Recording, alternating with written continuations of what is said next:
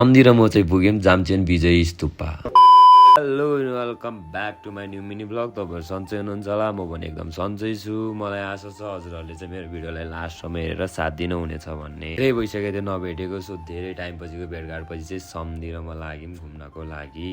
हामी लगभग 15-20 मिनटको राइड पछि चाहिँ हामी आइपुग्यौँ बुढा नीलकण्ठ मन्दिर। लगभग बुढा नीलकण्ठ मन्दिरदेखि चाहिँ 2 किलोमिटर जति चाहिँ उकालो चढ्नु पर्ने रहेछ। सो हामी चाहिँ त्यसपछि लाग्यौँ उकालोतिर। बाइक चाहिँ सो माथिसम्मै नजाने भएकोले बाइकलाई चाहिँ अलिक तल नै राखेर 5 मिनट जति चाहिँ हल्का उकालो चढ्नु पर्ने रहेछ। सो त्यसपछि हामी लाग्यौँ फेरि उकालोतिर।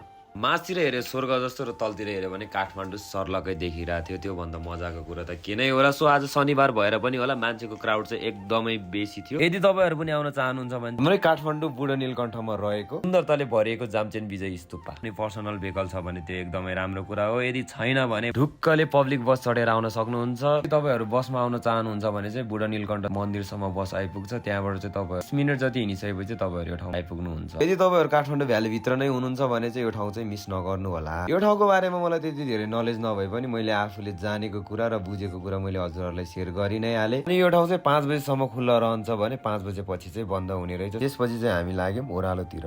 त्यहाँनिर चाहिँ एकजना दिदीले चप बेचिरहनु भएको रहेछ। अनि हामीले चाहिँ चप अर्डर गऱ्यौँ र सम्धि र म बसेर चाहिँ चप खान थाले।